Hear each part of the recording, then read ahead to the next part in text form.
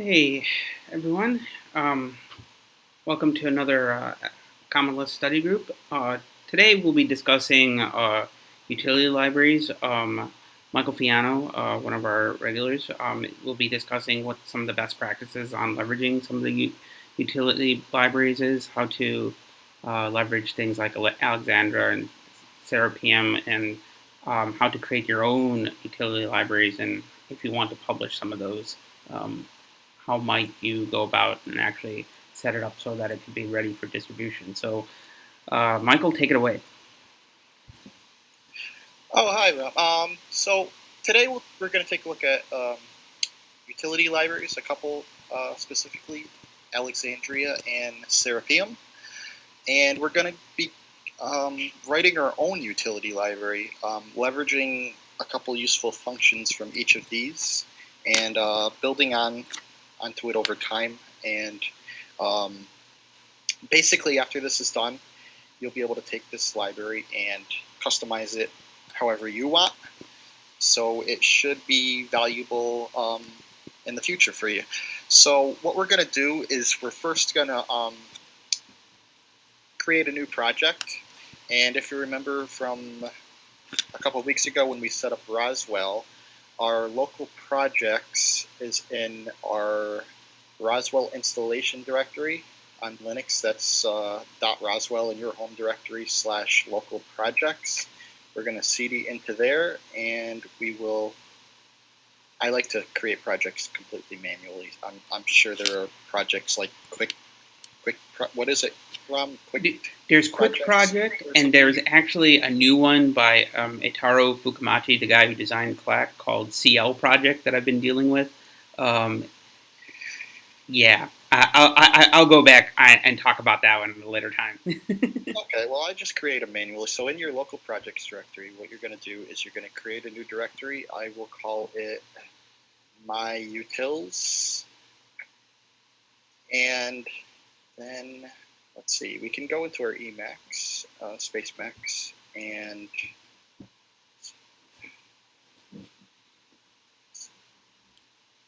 open up our my utils directory, and we will create a new file buffer called myutils.asd.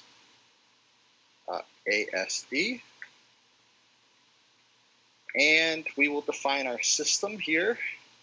This will load our ASDF system of Common Lisp files. And we can type ASDF::def system. And we'll name the system myutils, just like our... Sorry, I have a new keyboard today, so I'm going to be making a lot of typos. This is actually a very old keyboard because my good keyboard broke, and I'm waiting on a replacement. So bear with me on that, please.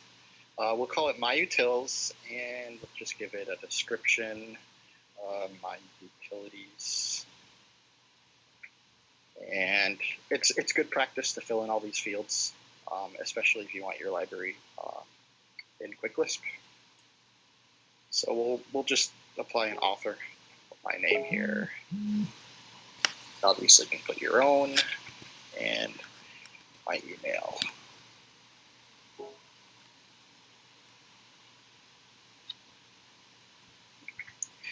And we'll give it a license. This is actually required by Quick Lisp.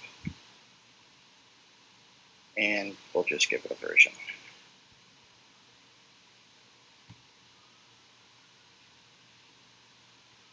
Now, as far as dependencies, we're going to be using 3 libraries today. So we'll define our dependencies here. We are going to be using Alexandria, Serapeum, is that right? And defpackage-plus.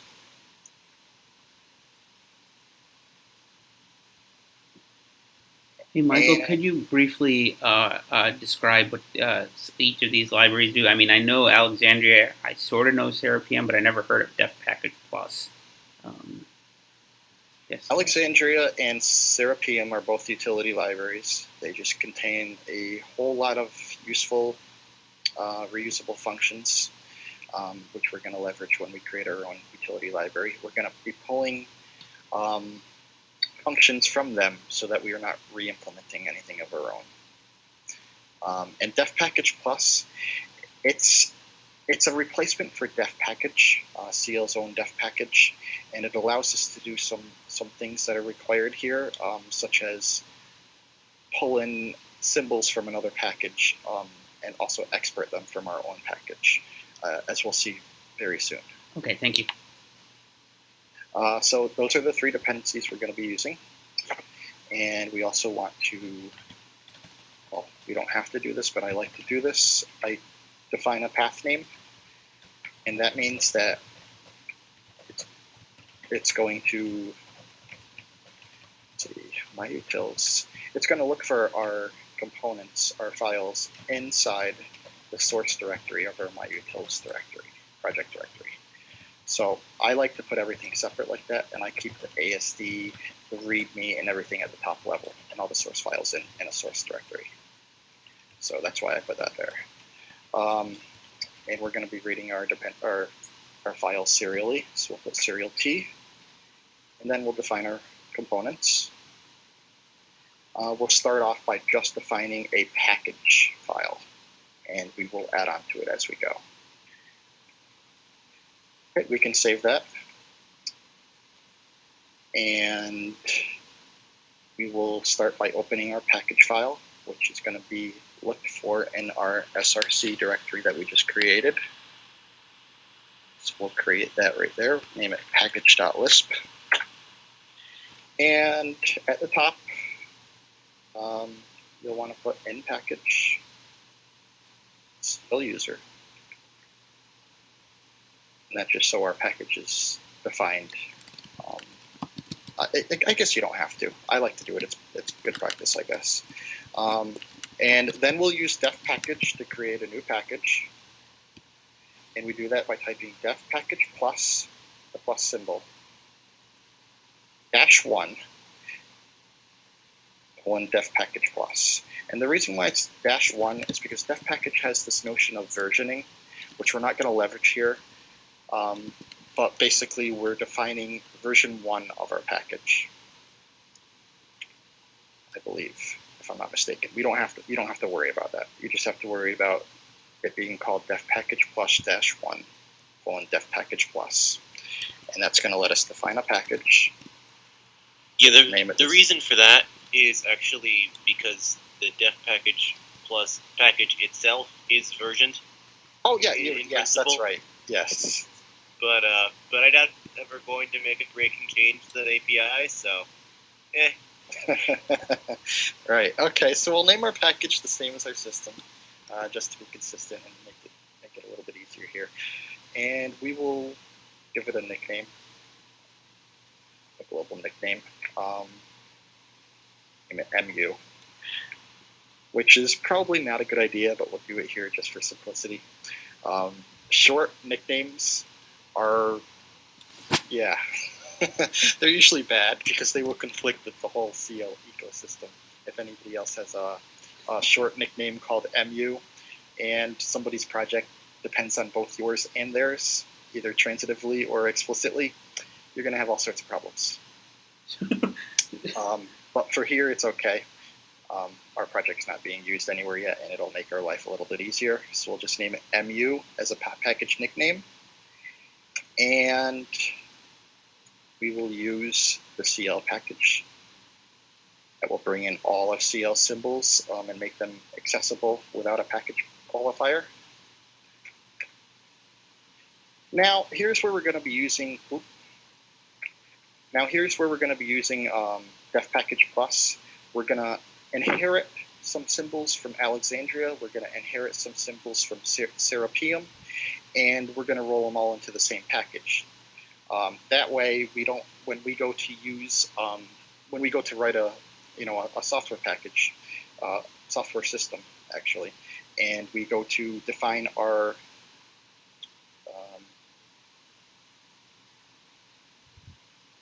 when we go to define our dependencies, we don't have to depend on Alexandria and Serapeum and our own library, etc. We're going to roll them all into the same package here.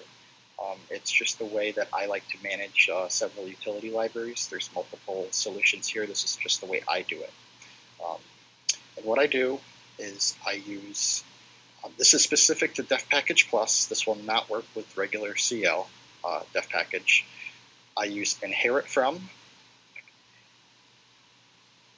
name of the package, in this case Alexandria, and then we can start defining symbols that we want imported from Alexandria, and exported from our own package. So this is gonna take symbols from Alexandria and make them part of our own package exports. That way they become our own, and we can just use them with our own MU package qualifier, and we don't even see that they're part of Alexandria. And then we can go ahead and we can do the same thing for Serapeum. New keyboard. So I have a question. How is this different than, I think it's import from, that's based in the base def package? Well, if we go to defpackage-plus's website here on GitHub, we can see here's import from. It's just the same as Common Lisp's def package. It imports symbols from the package. That's all it does. Okay. Inherit from, it also exports them. Without inherit from, you would have to still qualify it with the original package as a qualifier. Gotcha. Inherit from, it's actually exporting it from your own package. So these symbols become part of your own package now. But if you actually, could you have done that separately? Just like if you used import from and then export? You could import it yourself and then export it yourself. It's just that makes it a pain to maintain. No, I understand. I just wanted to make sure that you could still technically do that here. Yeah. Okay. And actually, I've looked at. I'm pretty sure I've actually looked at the code for that. And really, inherit is just doing the actual runtime API calls that combine import and export. Okay. Cool. All right. Thank you. So what we're going to be doing is we're going to be inheriting some symbols from Alexandria, which is going to import them from Alexandria and also export them from our own package. We're going to do the same for Serapeum, and then we're also going to export our own symbols of custom functions we write. We probably won't get to this episode. That'll probably be next episode. Just because I wanna hand select a few symbols from functions and macros from Alexandria and also from Serapeum, explain how they're used, and then import them into our package as we talk about them, which might take a bit of time. I'm not going to cover all of Alexandria or all of Serapeum. They're huge libraries, especially Serapeum. I'm probably going to talk about 10 out of each. I highly suggest that you go to Alexandria's manual. You can search for that, like Common Lisp's Alexandria manual on Google, and go through it. It has a lot of useful functions. I don't want to see you rewrite some of these functions from scratch because some of them are pretty complex, especially if you want to cover all edge cases. Yeah, just go through these. Maybe some of them will come useful to you. I don't know, but I'm not going to talk about them all today. I just want you to know that the manual's here. It lets you see exactly what they all do. Yeah, the same thing with Serapeum. They also have a manual. You can search for that on GitHub as well. But we're only going to be talking about a handful of each. So, Michael, quick question. Yeah, sure. Why do you put the sharp sign in front of the keyword symbols for your packages? That some people do that, and the reason why is because sharp sign : just means that the symbol is not going to be interned into any package. If I were to just do this, that would mean that it's going to intern a symbol into the keyword package. Now, obviously, if you do that for a ton of symbols here, you're going to pollute your keyword package with lots of symbols. Yeah, the real thing is what all the defpackage or defpackage-plus care about is the string name of the symbol. They don't care if it's an actual symbol in a particular package or anything. Well, actually, it can be a string designator, which can be a character, a symbol, or a string. It doesn't matter if it's a keyword symbol, a regular symbol, a string, a character. It doesn't matter, or an uninterred symbol, obviously. Right. It's just it doesn't matter. Symbol means that you don't have to type it in capitals. If you use a string, you have to type it in all caps, which just the same thing could be done like this, but that's kind of annoying. So we're just going to use an uninterred symbol, and all you got to know is that it's just creating a symbol in no package whatsoever. It's uninterred. Okay, and the same thing works in defpackage too, I'm assuming. Yep. This is just part of the Common Lisp reader. This is a reader macro right here. It's just saying that don't create a symbol, but don't intern it. That's all it's saying. Create an uninterned symbol. You can do that anywhere in Common Lisp code.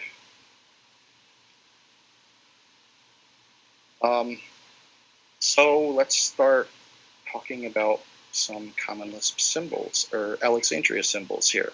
The first one I want to mention is, and we will add these to our inherit from list as we talk from them. I want to talk about append f. Append f is going to append a list. Actually, it's going to append. Is it one? Yeah, it's going to append one or more lists to a place which is also a list. And the f suffix here is just a Common Lisp convention, meaning that it's going to modify a place.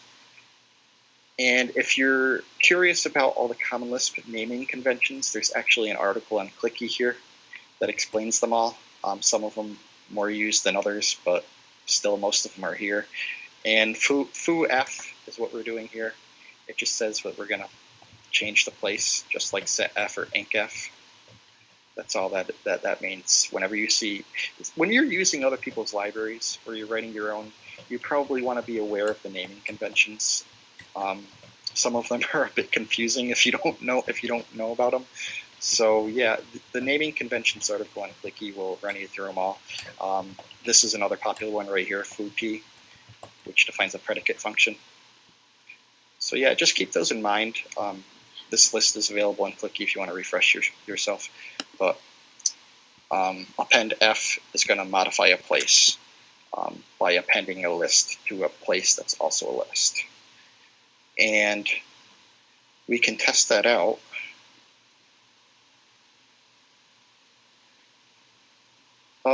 Let's say that we had a list called foo list, and I don't know, it has 1, 2, 3. And we want to append some items onto it.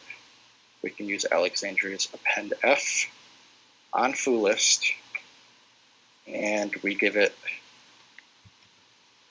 one or more lists, and it just appends the elements onto the end of the list. It's worth noting that appending lists is not too common of a practice, and the reason why is because the lists have linear access time. In order to append an item to a list, you must traverse the whole list and then append it. So obviously appending 4, 5, 6 is going to traverse the list, find the end where 3 is, append those, and then it's also going to go through the whole list again and append 7, 8, and 9. That's a very expensive operation, especially if you're dealing with very long lists. If you need random access time, you should be using arrays or other data structures. Appending in Common Lisp is not too common, but it is used. And that's append f mostly. Can you show how that actually is modifying the place? Yeah, how would you want me to do that? Create a global. Yeah, do a def parameter, I guess. Okay, so name a list, and So list right now has 1, 2, 3, and Alexandria. I have a new keyboard. So we want to append what? Just a 6. Sure. And we can see that the list is indeed modified, and then we can append, 7, 8, 9. It returns the modified list, and then we can also see that it is indeed modified. Right, but it's really assigned back to that variable that's going on there. It hasn't actually modified the list in place. Assigned back to the variable. Oh, right. It does a set F, right? Right. So, like, if somebody else had a reference to the original list 1, 2, 3, it wasn't actually modifying the concells of that list. It was actually modifying the list variable. Right. Which is an important thing to know if you're worried about concurrency. Indeed. Let's see here. So are you saying, you that, like, if you inspect the original list, you can see that it hasn't been modified.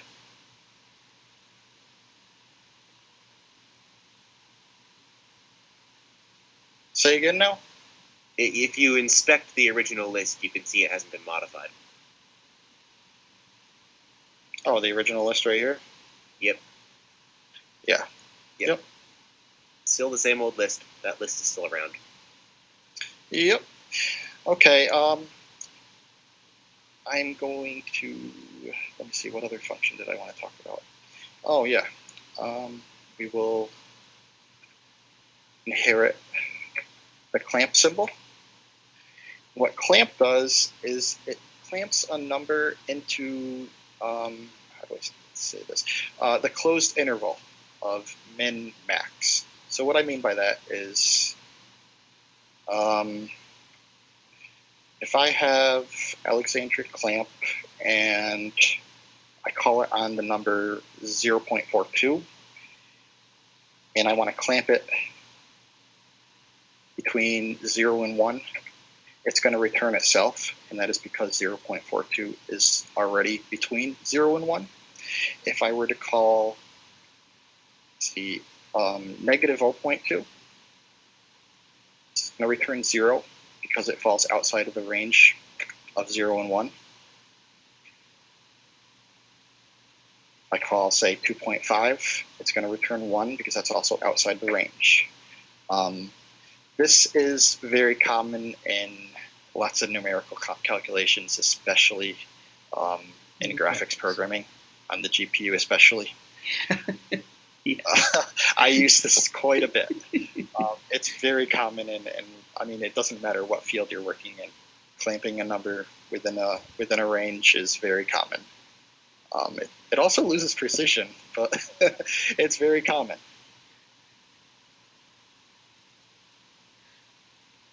That's pretty much all there is to say about that. It's just simple. Can I just ask a follow-up question? I have a question on the pendef because I was thinking. So this is just creating a new object. Then every time it creates. So if you had a list of lists like you had in that example there earlier, would it create 2 list objects, and then so you'll have 2 intermediate instances before it actually returns that final list? Because it looks like that's what it's doing in that second example. You have your original object is not modified, and you have a brand new object. Correct. So I'm guessing that's what's happening, like between the second assignment and the third assignment. Can you macro expand a pendef real fast? Yeah. Yep. Let me. Do I want to do that in the REPL, or okay? I'll just do it here. Appendef. And Alexandria pendef. Right. Okay. And just do star list 1, 2, 3. I guess you're gonna add duplicates in there. Yeah. Yeah, it's just a set queue. Okay. And I know what append does. Okay, thanks. Yep, that's all it's doing. Yeah, that could potentially be a much more complicated return expression depending on exactly what place you're modifying. But for a variable, it's just a set queue. Gotcha. All right. So let's see. We did append and clamp. And again, I'm not going to cover all the symbols. I'm skipping over quite a bit. I'm just going over some of the ones that I use a lot. Read the manual. There are a lot. Let's see. Another one I like to use is copy hash table, and that's pretty self-explanatory. I mean, all it's going to do is copy a hash table with the same test function, with the same keys and values. Everything about it's going to be the same. So I mean, I don't even have to explain that. It's just going to copy a hash table. That's all it's going to do. It's going to create a new chunk of memory with a new hash table with all the same values, all the same keys, the same test function, there are other properties to making a hash table, such as the size, the initial size, and everything like that. Everything else is going to be the same as the original hash table. We'll have to see how that deals with implementation-specific hash table properties. Yeah, I'm not sure. Probably not. Probably doesn't. I'm assuming shallow copy? Yes, that'd be a shallow copy. Okay. Yep. Are the keys deep copied, or are they also shallow copied? The keys are probably shallow copied as well. Yeah, I would say so. I mean, there isn't a whole lot of deep copy operations around the CL world. There aren't a lot of ways to do a generic deep copy. Like, you can hack one together if you know what you're doing, but it wouldn't handle every edge case. Some implementations you can use to implement a generic deep copy, but there isn't really a portable way to. So I wouldn't expect to have that. I briefly remember, or I vaguely remember trying to do that at one point, and it was just a nightmare. It's really not too idiomatic in Common Lisp to make a deep copy anyway. Yeah, deep copies aren't too common in Common Lisp, so. Let's see here. What's next? Oh yeah, another place modifying macro, delete f. And what delete f does is just it's like Common Lisp's delete, except it modifies a place, just like append f does. I don't even have to explain that, but I will anyway. Alexandria, delete f, and it takes a place. Should ref in a let to make a place. And let's just do don't do a list literal ever. Yeah, never do a destructive operation on a list literal. Okay, and so we have foo list, which has 1, 2 bar and 3, 4, 5, and let's just say we want to delete from foo list bar. And we can see that foo list is modified. That's all it does. It's just place modifying delete. The only way you're supposed to use delete. Yes, except that delete is specified in the Common Lisp standard that it may delete. It may not. Right. But all implementations that I know of do. But by delete, you mean it's scheduled for collection, right? It's not going to collect immediately, or is it immediately? Is it cons? Well, the spec doesn't say anything about memory management anywhere. Okay. So what delete is it's permitted to modify in place. Gotcha. That's all the spec says. Is that delete is permitted to modify its argument, whereas remove is required to construct a new sequence that contains the elements that aren't the one that you want removed.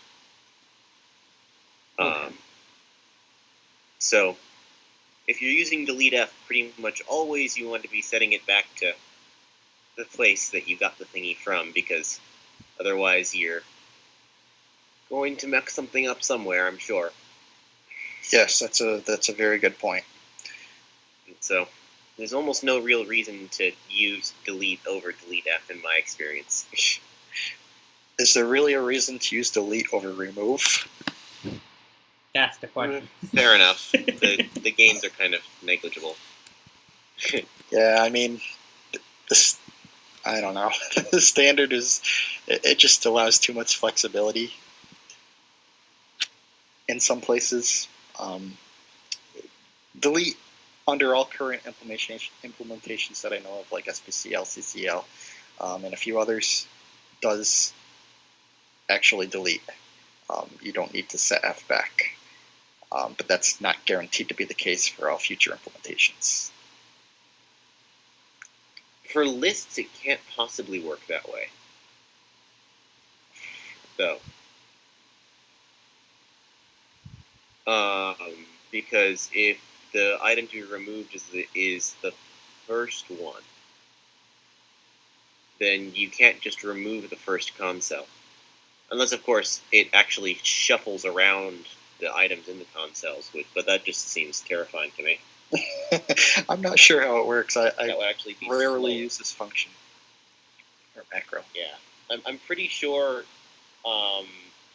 with delete, if the item that you're removing isn't in the first console, you're fine because it'll just remove the consoles that aren't being used.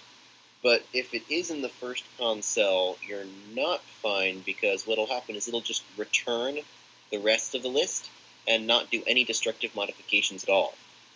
Ooh. Right? Because that's the cheapest thing it can do that preserves the behavior that's required. Yeah, that's correct. That's true. And so, always set up. With an array, or the vector, I'm almost certain that it just does it in place. Gotcha. But with lists, it might not.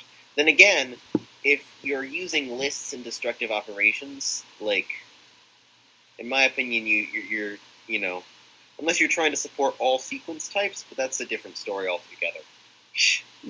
Right. But like if you're using delete on lists in particular, you're optimizing in the wrong ways, right? Because the only reason you use delete is because you really care about performance, and if you really care about performance, you probably shouldn't be using a list anyway. That's right. But anyway, tangents. Okay, so where was I? The next, well, actually, I'm just going to add a couple comments here.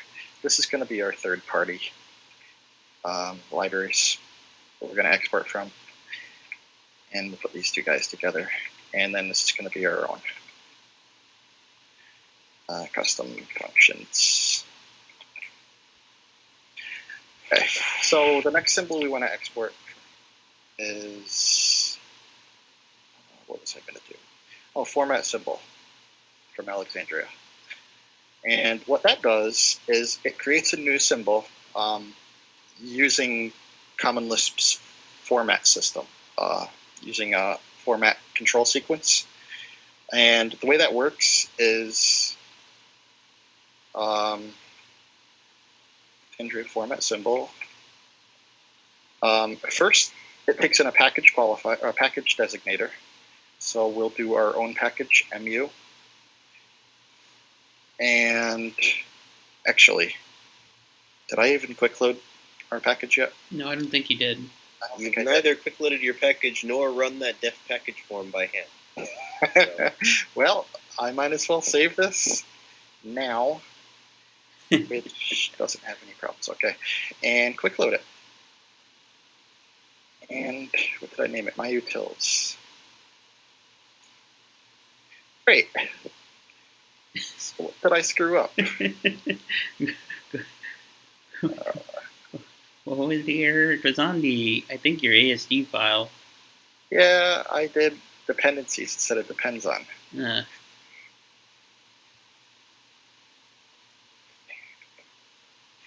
did something else. Oh, this is a problem with the latest SBCL. This ran into my last stream too. I had this issue in my last stream that I did with you guys. String case is a library in QuickLisp that is incompatible with the latest SBCL as of whenever QuickLisp pulled it from. I'm sorry, what version of SBCL are you running? Let's see. 149. 149. Sure. So what I did to fix that was string case, common Lisp. I find the home page really quick. Here, just download it into your local projects directory, and it should resolve the issue. As you can see in the commit log,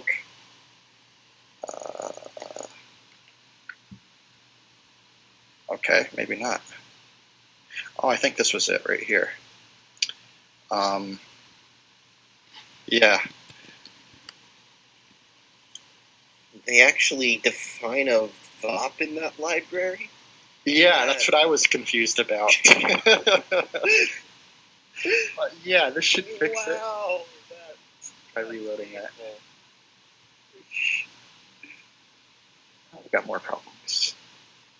Did I screw up now?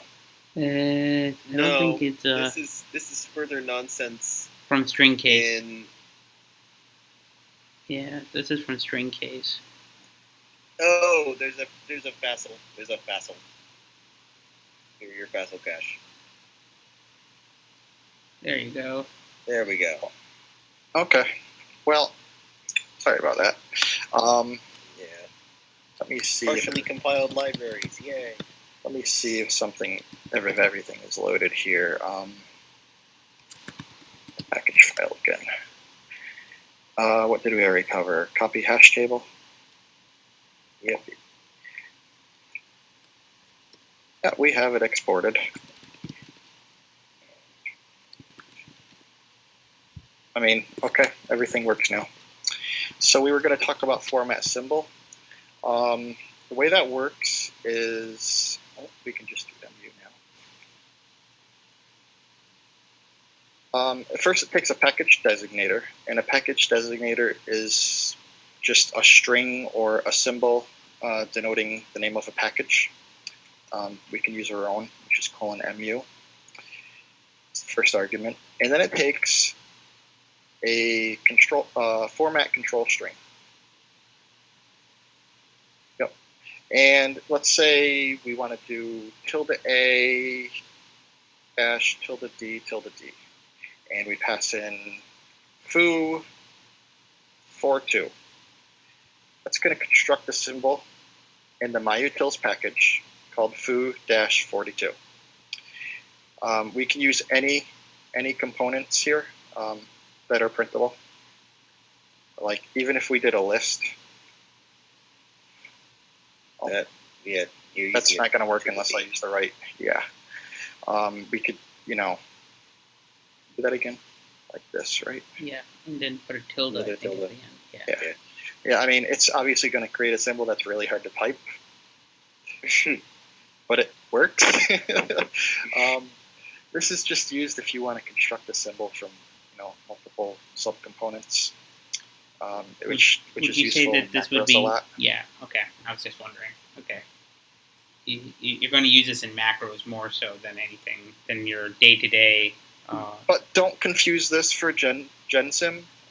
Usually in macros you want to use gensim, which is going to create a seemingly random, uninterned symbol. Right. So are these interned automatically? These format symbols? Yeah, they're interned yes, in the MU package. Yeah, you could actually define any package you want. I mean, I could intern it into the CLU package. Ooh, gotcha.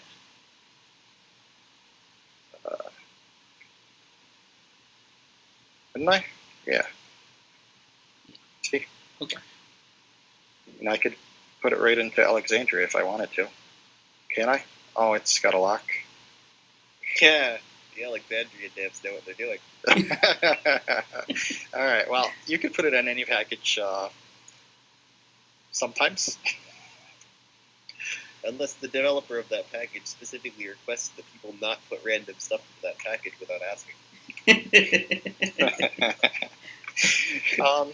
But yeah, it's just a way to to construct a symbol from multiple parts using Common Lisp's existing format DSL sublanguage.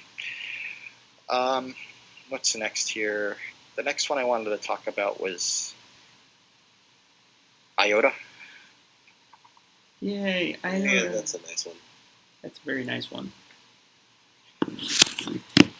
What that does is it creates a list of numbers, more or less. Now, this will create a list of numbers. Let's say we want to create 5 numbers, 0 through 4. We can also specify which number we want to start at, and it will start at that number. Let me see. Oh, it also has a step parameter, which specifies basically the step value is going to be added to the previous number. So every number is going to be incremented by 0.25, basically, like that. Now, when you're dealing with floating point numbers, let's just change this to 6, and we'll do a floating point. We'll start at 1.0, and we'll increment by 0.2. This is going to introduce some, you're going to lose some precision here with floating point numbers. In this case, I would recommend using Common Lisp's exact rationals. So we'll just do 1/5 here. Ooh, actually, we'll start it at 1. And it's going to come up with the same result, just using rationals, which are, exact representations in Common Lisp. Whenever you're incrementing floats, don't don't consider it to be correct, because it's probably not going to be. You're going to introduce some error there somewhere eventually. That's just the nature of floating point numbers, right? Yes, that's floating points in general. SBCL actually uses the IEEE standard. If we look in features under SBCL, we can see, where is it? Yeah, IEEE floating point. It has that feature. So it's using the standard that most languages do use these days. That's just a feature of floating points. I'm not even going to say bug, because that's just how floating points work. If you don't understand how floating points work, I suggest that you read. There is a very, very, very in-depth article about it that most people know about. It's called What Every Computer Scientist Should Know About Floating Point. Yeah. Yeah, this one. Yeah, I read this one. Is this the one? Yeah, the one by Goldberg. That's Yes. his name. And there is actually a website about it. I'm just finding papers that I don't have access to. If you have an ACM account, you can download it. If you don't, it's probably available somewhere on the. If you're unfamiliar with how floating point works, I highly suggest you to read that article. I'm not gonna get into all the specifics about floating points numbers here. Way out of scope of utility functions. But yeah, iota is just gonna create a list of numbers. It's always going to be a list. It's always going to start at the number you give it to start at, and it's always going to be incremented by the step. So you don't have the option in iota to specify a sequence type? You do not. I do not think so. Okay. I'm looking at it myself just to make sure. Yeah, it looks like you're right. I do not think so. No. Sad. It actually has just 2 keyword parameters, start and step. Gotcha. Yeah. I mean, you could always coerce it. Yeah, it's okay. If I need to, I can always just convert it into a vector by passing it into, I think, like a make vector, or even iterating through it if I need to. I mean, there's different ways of handling it. That's okay. It's not a big deal. The next function here is another numerical function called lerp. And what that's going to do is just going to interpolate between 2 numbers linearly. if you ever did any linear interpolation. This uses the stable method, and what I mean by that is, well, this was actually a patch submitted by me a few years ago because it used to use the unstable method. We'll look it up here. Wikipedia LERP, linear interpolation. Okay. All right, here. There's two methods to lerping: the imprecise method and the precise method. This is the same. It produces the same result, except it's not going to introduce floating point error at the expense of one extra multiply. This right here is the method that Alexandria uses as of about 2 years ago, since I submitted the patch. This version is highly subjective to floating point error, just like we saw in the iota function. This function is not. This is what Alexandria uses. And the way it works is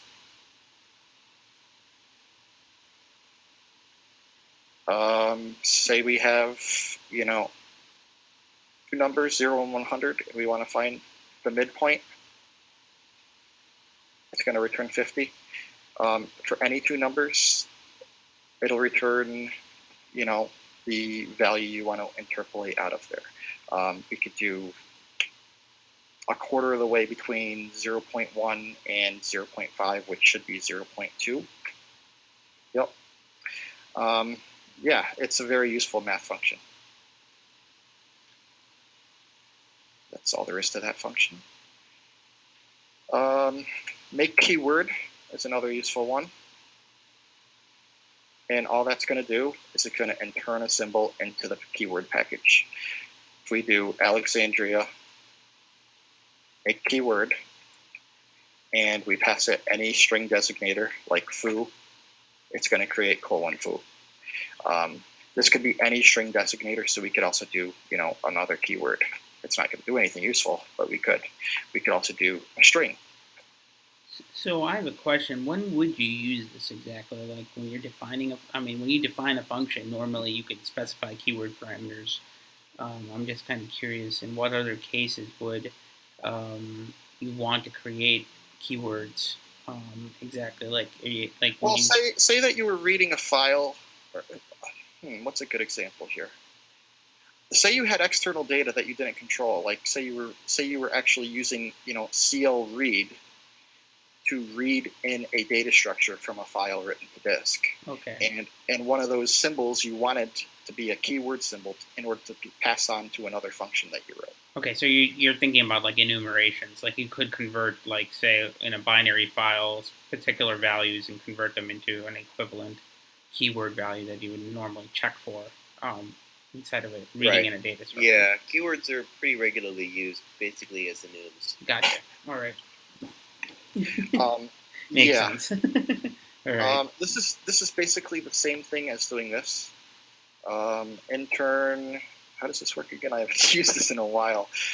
So the above example. Wait, let me rewrite that again. Intern and then just a string, not a string designator. That's important. Let me clear this. Hold on. So this form right here is the same as doing this. Right. Okay. Gotcha. Yep, it's just a quick way to write it, and easier to read. You can instantly tell what it's doing. Make keyword. It's creating a keyword, a symbol in the keyword package. That's a very simple but very useful function. What was the next one? Okay. Shuffle. And what this is doing is it's just shuffling a sequence. Shuffle. Let's say we had 1, 2, 3, 4, 5, and we shuffle it. it's just going to randomly shuffle it using the seed of the internal implementation's random number generator. It's going to be different depending on what iteration you're on and what implementation you're on. One thing to note about this function is do not rely on it for, like say you had defar, we already did that. So we had a list stored in a variable, and we called shuffle on it.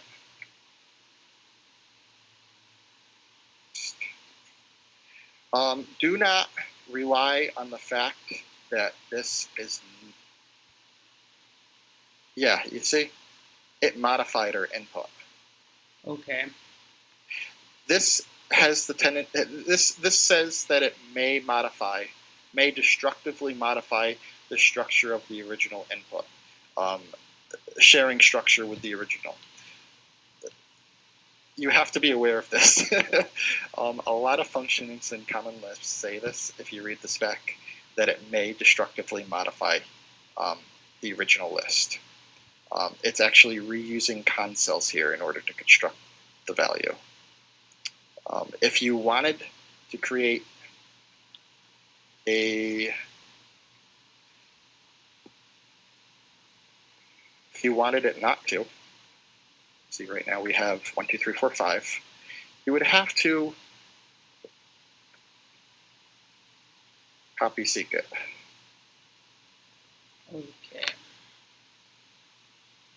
And we can see that the original one is still intact. Now, it's not always going to modify the original. It says that it may. And that's probably because it uses one of the internal Common Lisp functions that also say the same thing in the spec. A lot of the functions do say that, so you have to read carefully the hyperspec on the functions you use, whether it's going to create a completely new chunk of memory with new concells, or it's going to reuse concells to construct the result. And if it reuses concells, obviously the original is going to be changed as well. Does any of that make sense? Or does any of that not make sense to someone? Okay. Just on a question on sharing structure, if one of the things get modified, that does mean that all other copies will get modified, right? Yep. The sharing structure. Yep. Okay. Absolutely. Let's see. Next is symbolicate, which is sort of like format symbol, but it's a little bit different. And what it does is it creates a new symbol by concatenating a bunch of string designators together. It doesn't use Common Lisp's format system. Instead, what it does is it just takes a list of things. So we can do, let's do like foo, hyphen symbol, or the hyphen character rather, keyword bar, and the string 42, and it's going to create foo-bar 42. It just takes a list of string designators, basically. And a string designator, by the way, is one of a character, symbol, or a string itself. That's what a string designator means when you read it in the hyperspec. It's something that looks like a string, basically, and can be used in place of a string whenever it's a string designator. I'm pretty sure it's defined congruently to the input of the string function, which takes a string designator and turns a string. Which is the way that I always sort of remember it. Could be. Yeah. Symbolicate. So you're saying string takes a... Yeah, that makes sense.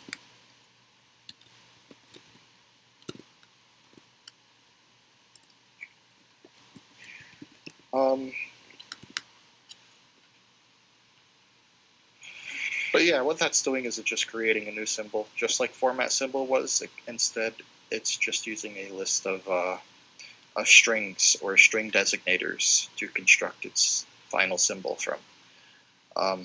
Format symbol just takes a control string using common Lisp format system to construct an arbitrary symbol.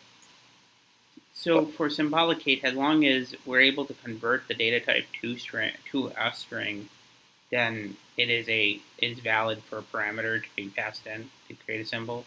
Yes, we could do we could do something like this. I mean, not that it's very useful, but we could do like symbolicate format. Format nil. Yeah, I have to do format nil. Yeah, right. We could do like that. Gotcha. And because it's a string designator, we're creating that from the number. It will not work if you pass in a number. I can tell you that. It has to be a string designator, just like it says. Okay. But yeah, as long as it's a string designator rather, you can construct a symbol from many string designators. Gotcha. All right. That's also useful in macros, just like format symbol. The two are very similar. One just allows you to specify the package and to use a control string for formatting the final symbol however you want. Symbolicate is just merging a bunch of symbols together or string designators together. Similar, but different enough to be separate. The last one from Alexandria that I want to talk about is when let. And what that is going to do is it's just like let, except it's only going to execute the body of the form if all the bindings return non-nil.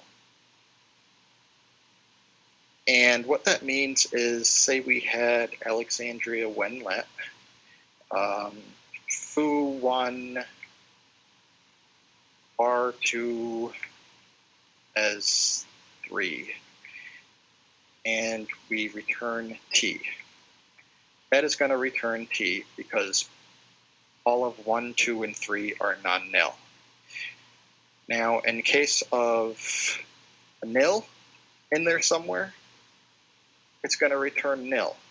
And the way this works is as soon as it comes across that nil, it's going to short circuit. It's not going to evaluate this 3 at all. And this is very useful. I can't really think of a use case for this at the moment, but it's just so common. Elijah, do you have any examples? I mean, it's one of those things where trying to come up with a particular case for it on the spot is really weird, but would you say that this is a replacement? I'm sorry to interrupt, but would you say that this is a replacement of just doing the let bindings prior to actually doing the conditional? Like if you do let? Yeah, that is really what it is. It's a shorthand for let binding something and then saying if that was non-nil, continue forward. Gotcha. Okay. And there's also the when let star, just like let star. Is there an unless too as well, or is it? No, there is not. Okay. There is an if let, but there is not an if let star. Gotcha. Which is a major complaint of mine and others. However, there are good reasons to not have one because implementing it consistently is weird, but it's also frustrating that it doesn't exist. There is an article that was recently published by Steve Losh on actually implementing when let star, if let, and if let star yourself. If that is something up your alley and you want to actually learn how they function and how to write them yourself, even if let star, which is not in Alexandria, you can read this article. It's rather short, but it's a very good read. He has a whole series on fun with macros, and that is on his website, stevelosh.com. Very good read, very experienced common Lisp author. I highly suggest you check his website out and his blog articles. He's got a lot of interesting stuff up there. Anyway, that concludes Alexandria, or what I want to talk about it. Anyway, there's probably about 100 more functions and macros. Again, check out the manual if you have any more questions or about the ones we talked about, or you want to check out the ones we haven't talked about. Lots of good stuff in there. The next package I want to talk about is Serapeum. Now, the goal of Serapeum is basically to pull in functions and macros from all the other useful utility libraries in Common Lisp under one roof. And it also borrows from other languages such as Clojure and other Lisps, and it implements a lot of stuff. Just reading the available functions took me a good weekend to understand them all and to see what was available. It's a pretty large library, and it has a lot of good stuff in there. I'm only going to talk about a few, probably even less than I did about Alexandria. But yeah, I highly suggest you check this package out, or system rather, and see what's available. Lots of good stuff in there. So the first one I want to talk about with Serapeum is, let me see here. Okay, so let me just set up something really quick here. So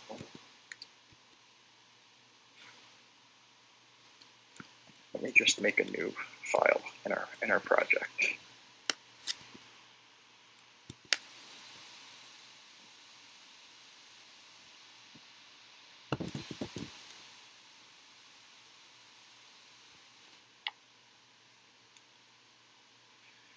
So in Common Lisp,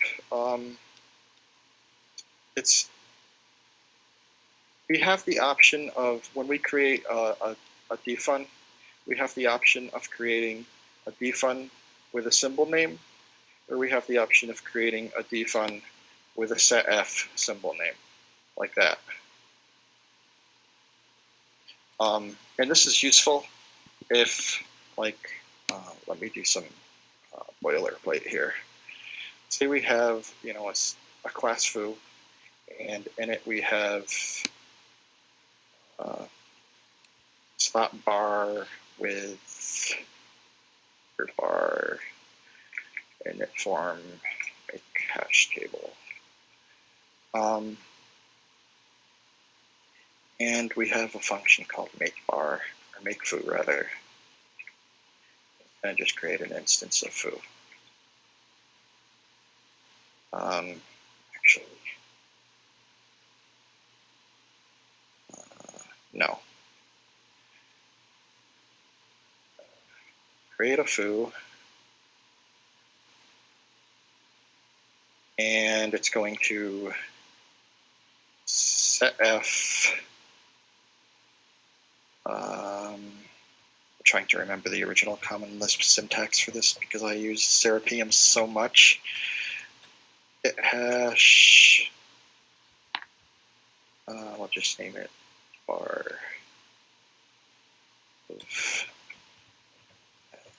Name it A of bar foo, and we'll do 1 like this, and then we'll return foo. So what this is going to do is, let me just split my screen here.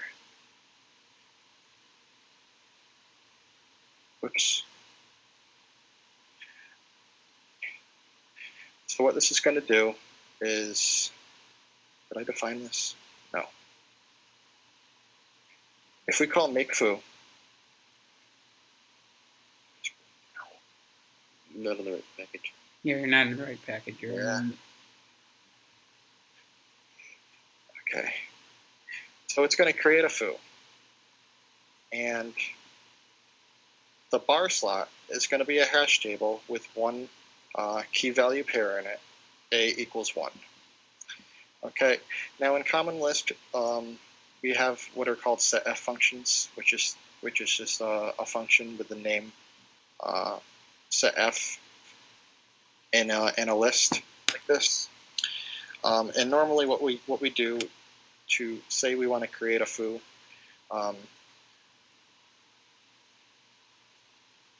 Elijah, what would be a good way to illustrate place setting, this setup that I got? Writing a setf function, rather. I'm having a little bit of a brain fart here. I mean, you could some setf function that assigns directly to particular locations in the hash table. Okay. Given the given instance of foo.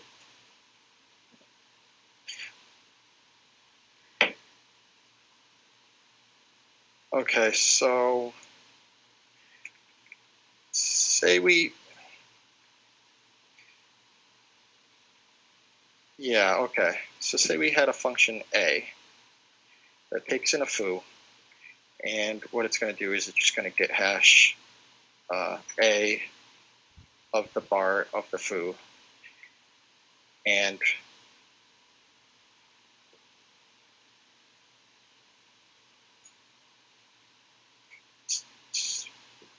call A with a foo instance.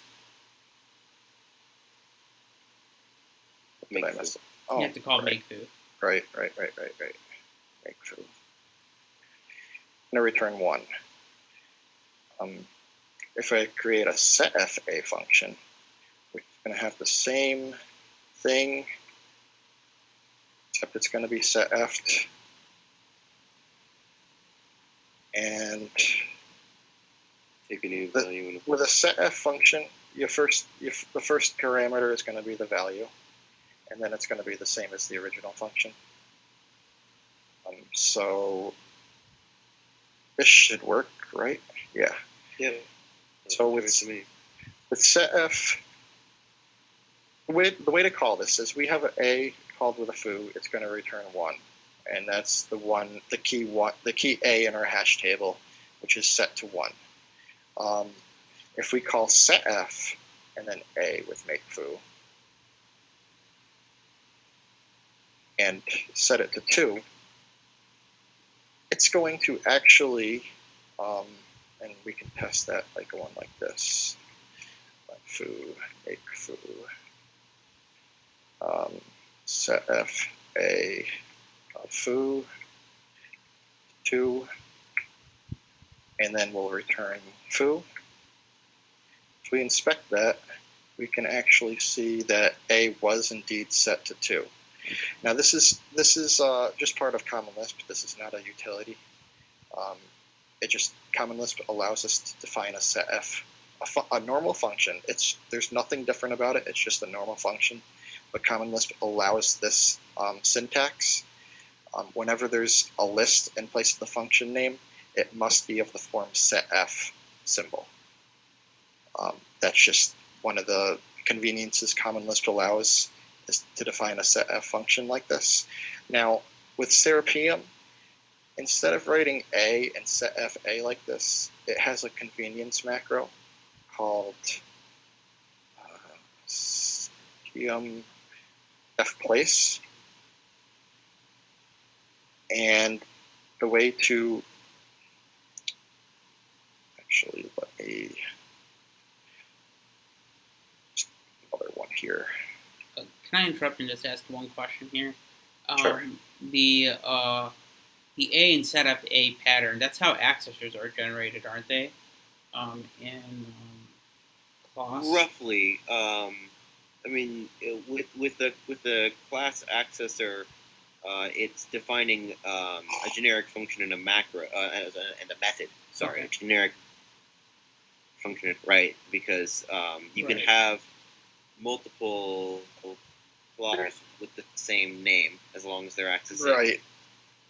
And also, there's some magic with those methods that makes it not quite exactly like this. It has the same effect, but there's some magic optimization that goes on in a lot of implementations of cloth. So they're more efficient. Gotcha. Okay. But in principle, yes, this pattern is basically an accessor. Gotcha. But it's really a place. The term for this, when you have a pair like this, it's just called a place. Okay. Right. Accessors are dispatched on at runtime because there could be multiple methods for that function. So you have to do a lookup. This is all at compile time. Okay. Defplace is part of Serapeum, and it allows us to rewrite this with Serapeum's defplace. All we have to do is define. We'll do it with our b value, which is equal to 2 right now. It takes a name, arguments, and body. Okay, so I'm going to take a foo, and it's going to do the same exact thing as our a function, except with b.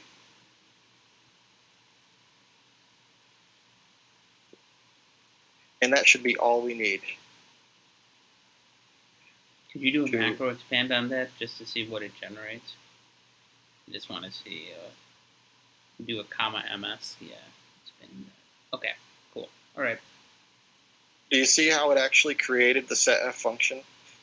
It created 2 functions, and it uses setf on the second one, following the same pattern though. This only works if it's able to be wrapped in a setf with a value as the argument being passed. It will not work for complex situations in which case you need to use either def setf or define setf expander. Gotcha. Pray you never have to manually write a define setf expander. Right. I have done it a couple of times. It is not a fun experience. But if you find yourself writing a lot of these like A and setf's pairs like this, defplace is the way to go. It just 2 lines to do the same thing as 4 lines, well 5 if you include the white space between. It just concise way to do the same thing. Macros are like that. That was what? Defplace? That was defplace, yeah. Okay, what was next here? Oh, this is one of my favorites. This and its complementary function. Dict. Dict is, well, let's see. In common Lisp, let's just remove all this stuff. Ooh, what did I do? So, in common Lisp, say we had a function,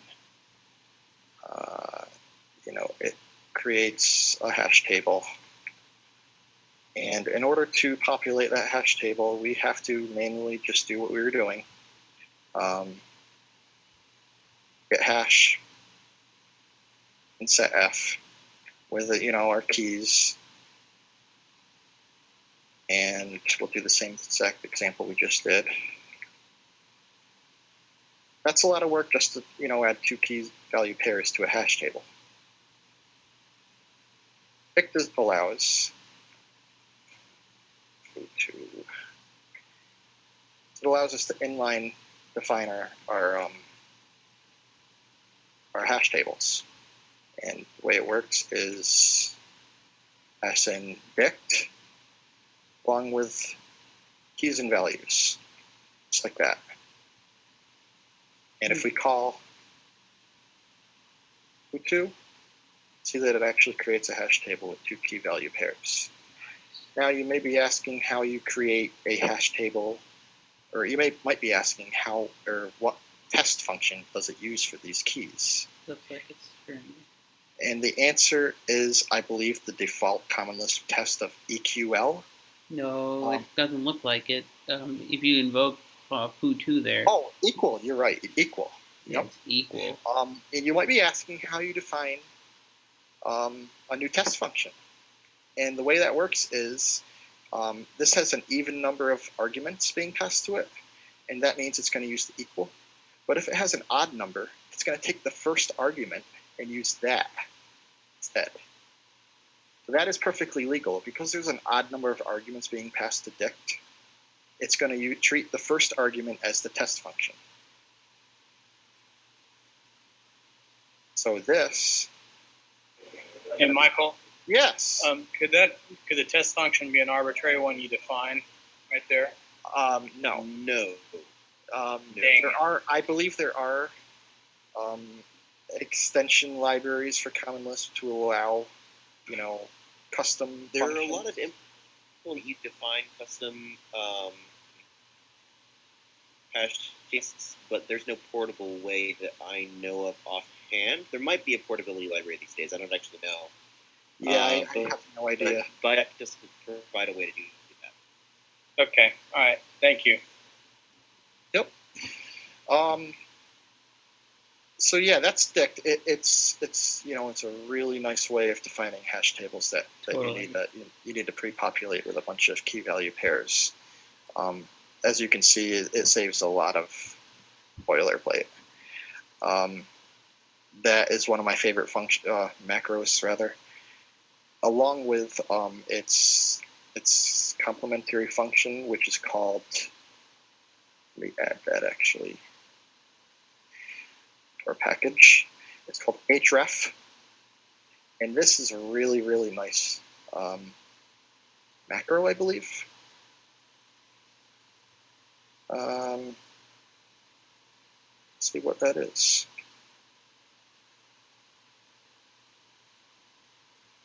Yeah. Oh, it's a function. Huh. Anyway. This is great. You're saying that they actually have decent documentation that I could use describe with here. Nice. Anyway, href is very, very nice, especially when you're dealing with nested hash tables. And what href does is it accesses, values from a hash table, just like gethash does, except it does it much more sanely. Let me illustrate that really quick. So, well, let's just keep that one. So, so we have our foo function. It creates a hash table with 2 elements. There. What did I do? So it returns our hash table with 2 elements, or 2 key value pairs. And let's say that we wanted to, get hash B on that hash table to get 2. Now let's say that, we had a second hash table 2 here. And instead of B being 2, it's going to be our second hash table. And then we're also going to set C of, get hash B HT going to be 3. You want to unwrap that. Yeah, we want to unwrap the setup there. Oh, Let me wow. raise that, Yes, rather. yes. I will do this really quick. Okay, so let me see. Inspect our foo really quick. Foo has A equal to 1 and B equal to a hash table with C equal to 3 in that hash table. So if we were to normally do this, we would have to wrap a get hash and a get hash. Very, very don't like that at all. What href allows us to do is, let's just define a function here. Serapeum href. Yeah. And it takes in a table, so we'll pass in our foo. And it also takes in keys. So if we wanted to get the A key, we could go just like that. Now notice that with getHash, it takes the key first and then the hash table. With href, it takes the hash table and then the key. And this is consistent with getf, which takes the place and then the indicator. And then the indicator. This is a major complaint by a lot of people in the common Lisp community, that a lot of functions are not consistent and they swap the argument order. Href is a solution to that with hash tables. Another reason why the key is last is because you can also pass in multiple keys. So we can get the B key of our A hash table just like this. Well, you probably want to do B and then C. Oh, yeah. Wow, you're right. So, yeah, okay, so B is our hash table and C is our key in that second hash table equal to 3. And we're accessing the C of the B just like that. Right. In one concise line like that. And that should work. And it is. Oh, nice. Oh, cool. That is actually really useful. Yeah, so, I mean, if you're familiar with like Python or JavaScript and stuff where they have, syntax like this, dict is just like that. It allows you to find inline hash tables, and then you can access them just, even easier with href. It's one of my favorite utility functions, period. I use that so much. I use href even when I'm dealing with, single hash tables that aren't nested. Just because it's much more consistent. It's less to type and it's more consistent with, getf and a lot of other functions that I write. Very, very useful. Especially with nested hash tables like this. And they could be, I've used it with up to 4 deep before. I wonder what the, oh, that's not a macro. That's a function. I wonder how that's implemented. Well, it does have a compiler macro on it, but it's probably just a loop. Or it's probably recursive. Yeah. Yeah, it's recursive, huh? But that's a pretty nice function. Oh, def loop. I don't even know what that is. It is a loop. Yeah. Def loop might be their that might be a macro. Could you do a macro expand on that guy? If I remember correctly, def loop lets you define recursive functions in a way that guarantees that you have tailed recursion, and it's actually a jump instead of. That's pretty interesting. I haven't used that. But dict and href are very useful.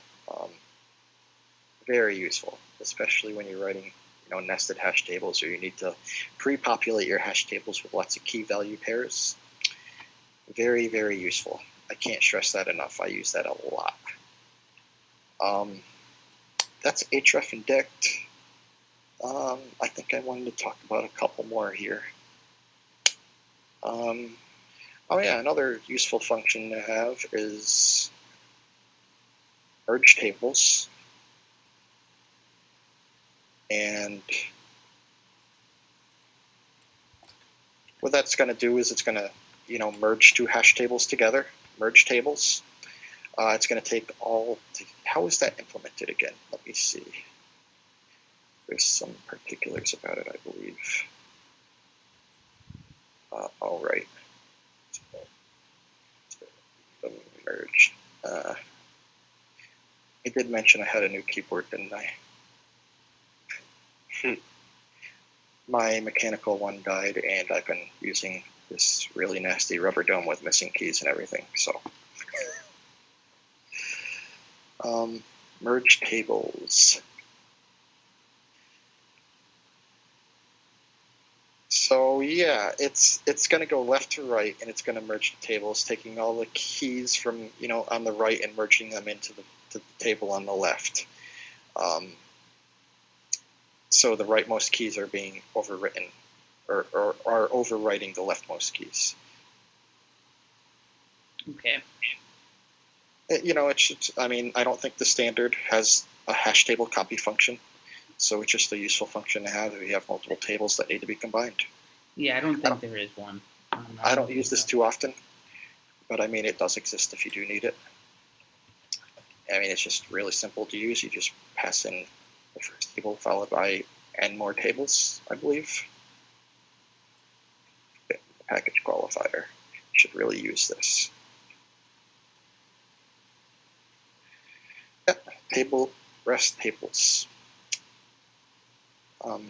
That's pretty self-explanatory. Just merges tables left to right.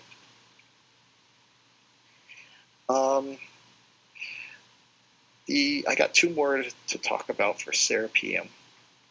The first one is VLAT.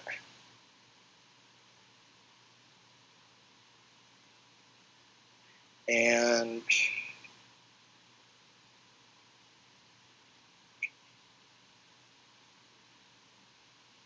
so MVLAT is just like multiple value bind, I believe.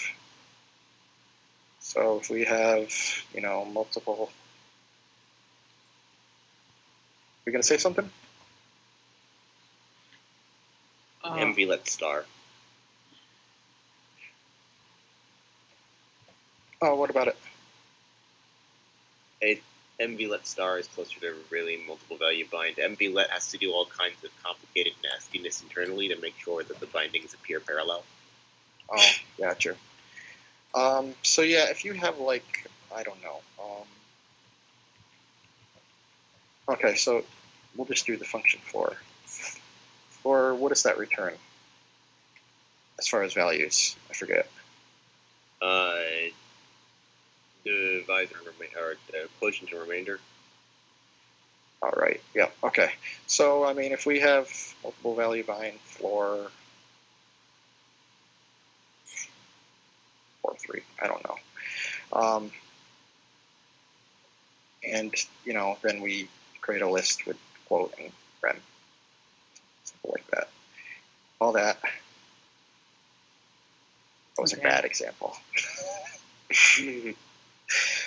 Basically, it's going to bind the multiple return values of the floor function. See, it returns multiple values. It's going to bind 0 to quote and 4 to rem, and allow you to access them later in the lexical scope. What MVLet does is same thing. Pretty much, we'll do MVLet star like Elijah suggested. Serapeum, MVLet star. And we could do it like this. We'll do quote 1, rem 1, or something. And then we could do quote 2, rem 2, or 5, 6, I don't know. And then, we can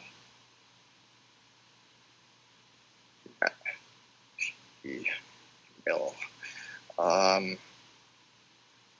So quote 1 is that, and R1 is that.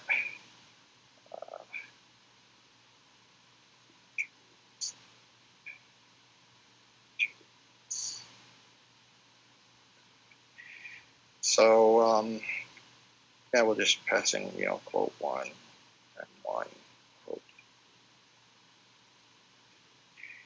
and that's not going to work. How many times am I going to forget that today? Here we go. So yeah, this is just going to bind multiple values recursively. Foo 2, right?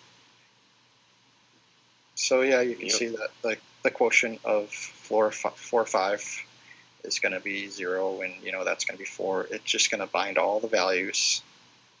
This behaves just like let. It's a list of lists, with the first ones being the bindings, followed by the actual value to bind, and the same for the the second list inside your list. It always starts off with a list, so it's a list of lists. What's the syntax actually look like as far as LDOC is concerned? Okay, so yeah, Just bindings. bindings. So this is essentially better than creating like multiple nested multiple value binds, which is what you would have to do if you just use normal multiple value bind, correct? Like you Right. can actually. Right. Okay. Yep. All right. That cleans up a lot of code. Okay, thanks. Yeah, I mean, it saves a lot of code. I mean, especially, if you're using Serapeum or your own utility library that uses it just look like that. I mean, very concise code. Yeah, and you can Instead- actually really instead of- leverage multiple value bind the way it's intended. Yeah, the alternative, would look something like this. Yeah. Yeah, that just gets really nasty really It fast. gets really nasty really Especially if fast. you're dealing with like 4 or 5 levels like I usually do. All right, that's actually great. Okay, so yeah, that's MVLet. I got one more to talk about, and there are a lot of useful functions. I'm only like randomly handpicking them. I highly suggest again that you go through the manual or the source code and see what's available in both Alexandria and Serapeum. The last one I want to talk about though is called partition. Partition, nice. All right. And what that does is, let me go back to this. Let's see. I can do this right in the REPL. So say we had, earlier we had iota.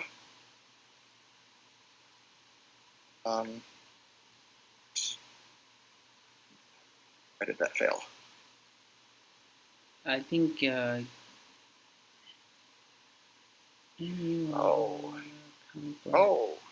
okay.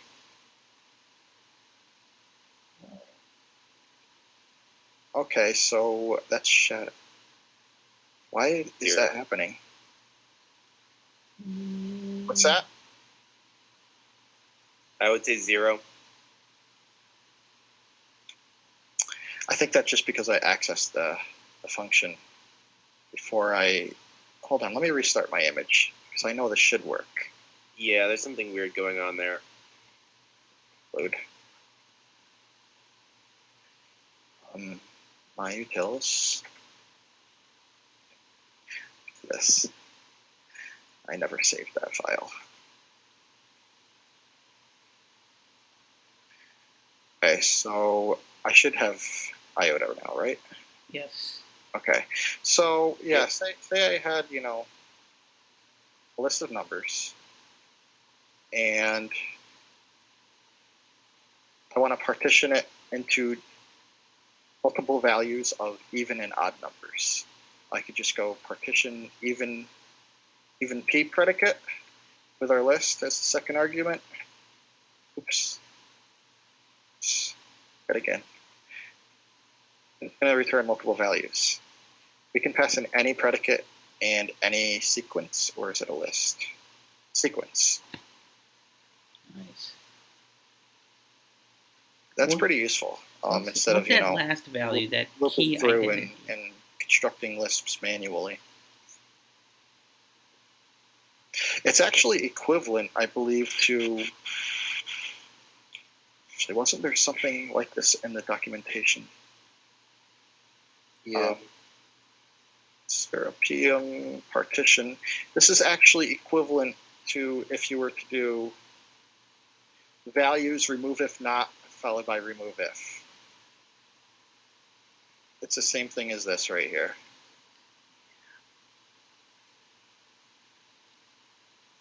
I've used this pattern before. This is Which, by clean. the way, if a lot of...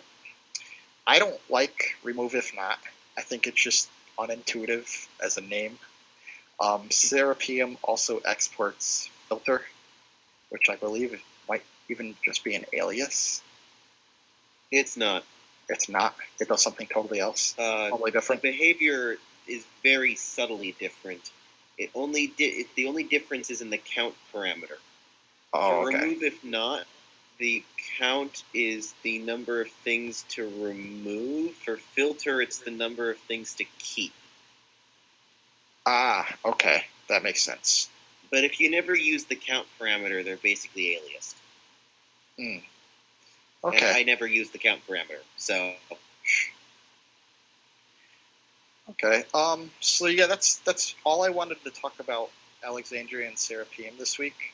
I hope it gave you some insight into what's available already in the Common Lisp ecosystem.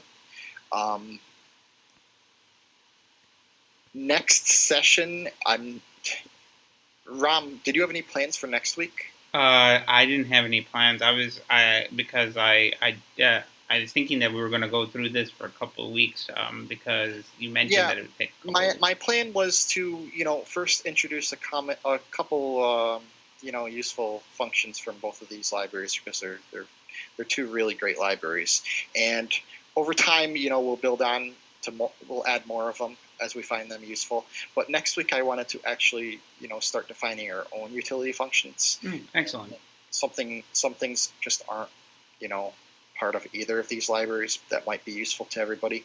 And I also wanted to show how to add your own functions. Common Lisp is it's all about customization. Right. The macro system, everything about it. I want people to know how to add their own functions to their own library like this, so they don't have to either copy paste or implement the same thing every single project they write. No, absolutely, and I think that's an excellent follow-up. We can go ahead and do that next week too. So next week we're continuing this discussion. We're going to add we'll be working on this section right here and define some custom functions in our same library. Yes. Okay. So until next week we'll do custom functions inside our this currently built library. And we'll probably go ahead and use this library in future sessions too, especially when I get to game development.